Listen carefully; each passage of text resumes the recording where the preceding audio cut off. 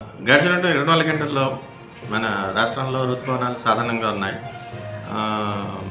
ఒక మాసం నుంచి భారీ వర్షాలు కూడా పలు ప్రాంతాల్లో నమోదవ్వడం జరిగింది. అత్యధికంగా శ్రీకాకుళం జిల్లాలో ఉన్న కలింగపట్నంలో 10 సెంటీమీటర్లు, విశాఖపట్నంలో అయితే 9 సెంటీమీటర్స్ అండ్ శ్రీకాకుళం జిల్లాలో ఉన్న టెక్కల్లో అయితే 4 సెంటీమీటర్స్, అనకాపల్లిలోని ఎల్లమంచిలో 4 సెంటీమీటర్ రికార్డ్ అయింది. అలాగే నెక్స్ట్ 24 అవర్స్ వరకు కూడా చూసుకుంటే ఉత్తరాంధ్ర జిల్లాలకు అయితే ఒక మోస్తరు వర్షాలు పలు ప్రాంతాల్లోనూ, అలాగే నెక్స్ట్ దక్షిణ కోస్తా వరకు చూస్తే అక్కడక్కడ ఉరుములతో కూడిన జల్లులు వచ్చే అవకాశం ఉంటాయని చెప్తున్నాం. క్రమేపీ ఇది తీరం వెంబడి బలమైన ఈదురుగాలి ప్రభావంగా క్రమేపీ తగ్గుతున్న చేత ఎటువంటి హెచ్చరికలు మత్స్యకారులకి ఇవ్వడం జరగలేదు ఈరోజు.